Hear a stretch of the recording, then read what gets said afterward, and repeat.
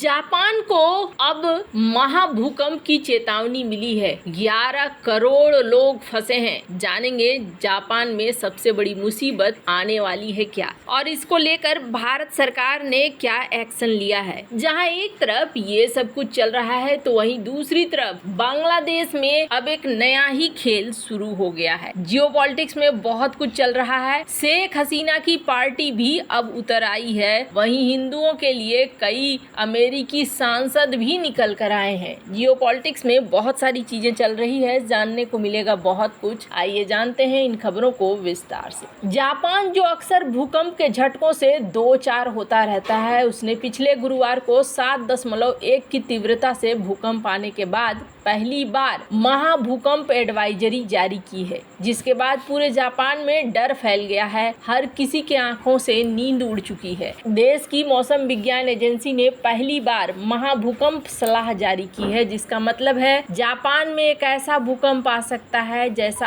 अभी तक नहीं आया है। इस चेतावनी ने दुनिया भर में जापान को लेकर चिंता बढ़ा दी है। चेतावनी में कहा गया नानकाई ट्रफ पर तेज झटकों और बड़ी सुनामी की संभावना सामान्य से ज्यादा है, जो जापान के दक्षिण पश्चिमी प्रशांत तट के साथ एक सबडक्शन जोन, एक ऐसा क्षेत्र जहां टेक्टोनिक प्लेटें टकराती हैं। और आपको बता दूं, ये सलाह में कहा गया है कि इसका मतलब ये नहीं है कि किसी खास अवधि के दौरान निश्चित ही कोई बड़ा भूकंप आएगा, लेकिन महाभूकंप आने की संभावना काफी ज्यादा है।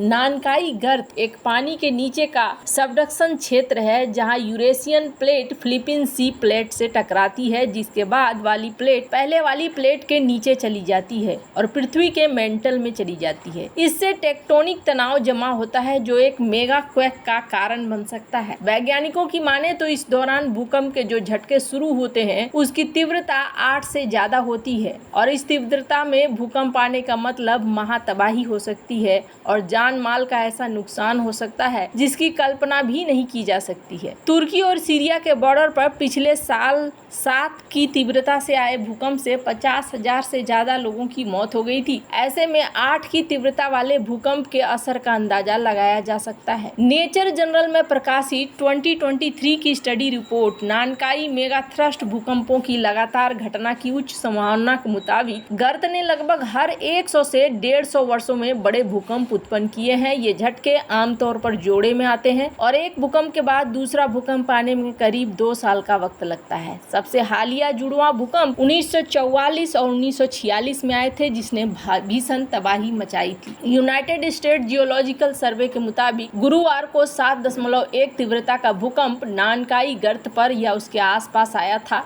नतीजतन विशेषज्ञों को चिंता हो रही है कि गर्त में आया अगला झटका विनाशकारी साबित हो सकता है। जनवरी 2022 में जापान की भूकंप अनुसंधान समिति ने कहा था कि गर्त में अगला 8 से 9 तीव्रता का महाभूकंप अगले 30 वर्षों के भीतर आने की 70% संभावना है। रॉयटर्स की रिपोर्ट में कहा गया कि इस तरह के बड़े भूकंप से टोक्यो से लगभग 150 किलोमीटर दक्षिण में स्थित केंद्रीय शिजुओका से लेकर दक्षिण पश्चिमी मियाजाकी तक के इलाके में तेज कंपन हो सकती है। भूकंप के कुछ मिनटों बाद 98 फीट तक की सुनामी की लहरें जापान के प्रशांत तटों तक पहुंच सकती है। निक्की एशिया पत्रिका की एक रिपोर्ट में कहा गया कि 2013 की एक सरकारी रिपोर्ट में पाया गया कि नानकाई गर्त में आने वाला एक बड़ा भूकंप जापान के लगभग 1/3 हिस्से को प्रभावित कर सकता है, जहां देश की लगभग आधी आबादी यानी कि 12 करोड़ से ज्यादा लोग रहते हैं। इस आपदा के कारण होने वाले आर्थिक क्षति $1.50 ट्रिलियन या जापान के वार्षिक सकल घरेलू उत्पाद के 1/3 से ज्यादा हो सकती है। लेकिन क्या भूकंप की भविष्यवाणी की जा सकती है? नहीं। भूकंप की सटीक भविष्यवाणी के लिए धरती के भीतर से आने वाले संकेतों को पकड़ने की जरूरत होती है, जो ये संकेत देता है कि एक बड़ा भूकंप आने वाला है। संकेत केवल बड़े भूकंपों से पहले ही आना चाहिए, ताकि वो धरती के सतह के भीतर हर छोटी हलचल का संकेत न दे। लेकिन धरती के भीतर से इतने ज्यादा संकेत निकलते हैं कि बड़े भूकंप के संकेत को पकड़ना संभव नहीं है।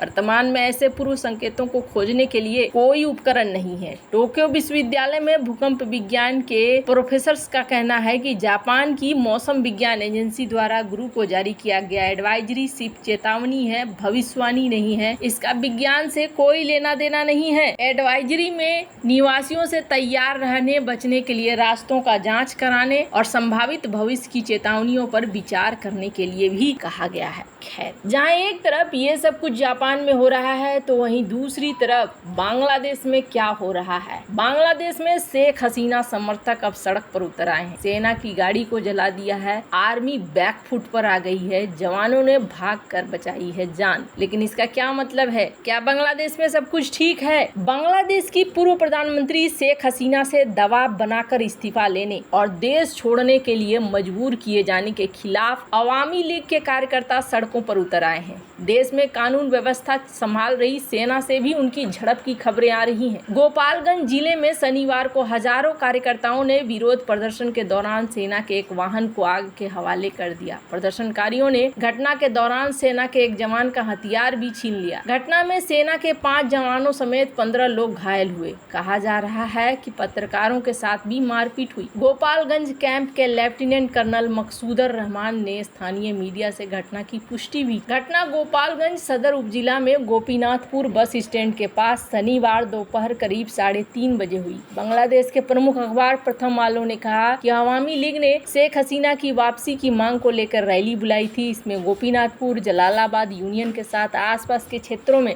हजारों की संख्या में अवामी लीग के नेता और कार्यकर्ता शामिल हुए। इस दौरान प्रदर्शनकारियों ने ढाका खुलना राजमार्ग बंद कर दिया। रास्ता खुलवाने के लिए सेना के एक जवानों की टीम पहुंची। रिपोर्ट के मुताबिक भीड़ को हटाने के लिए सेना के जवानों ने लाठीचार्ज कर दिया। इस बीच सेना की तरफ से फायरिंग किए जाने से प्रदर्शनकारियों का गुस्सा भड़क गया और जवानों की पिटाई शुरू कर दी। सेना के जवानों को घटनास्थल से भागकर एक घर में शरण लेनी पड़ी। प्रदर्शनकारियों ने सेना के एक जवान से हथियार छीन लिया, उनके वाहन को आग लगा दिया। वैसे आपको बता दूं, गोपालगंज बांग्लादेश की पूर्व प्रधानमंत्री शेख हसीना का गृह जिला है। शनिवार को अवामी लीग के नेता और कार्यकर्ताओं ने सर पर कफन बांधकर शेख हसीना को देश में वापस लाने की कसम खाई। गोपालगंज के कोटाली पारा में जुटे हजारों अवामी लीग कार्यकर्ताओं ने कहा कि शेख हसीना को देश छोड़ने के लिए मजबूर किया गया। उन्होंने संघर्ष के जरिए उन्हें वापस लाने की शपथ ली। गोपालगंज जिला अवामी लीग के अध्यक्ष महबूब अली खान ने बंगबंधु शेख मुजीबुर रहमान की तस्वीर के सामने सभी को शपथ दिलाई। महबूब अली खान ने कहा कि जब तक अवामी लीग की अध्यक्ष और बंगबंधु की बेटी शेख हसीना वापस नहीं आ जाती है तब तक हमारा संघर्ष जारी रहेगा। मैंने कल ही आपको कहा था कि बांग्लादेश में चीजें अब वैसी नहीं रह जाएंगी जैसे पहले थी। अब चीजें और भी बिगड़ेंगी और सबसे बड़ी समस्या ये है कि बांग्लादेश में जो हिंदुओं को लेकर हो रहा है, अल्पसंख्यक समुदाय के ऊपर जिस तरीके से हमला चल रहा है, हालांकि इसके जो मुखिया हैं ये बार बार इस बात को कह रहे हैं यूनुस, लेकिन ऐसा लगता है जैसे कि यूनुस बोल रहे हैं भले कुछ पर हो रहा है कुछ और ही। हिंदुओं को लेकर अब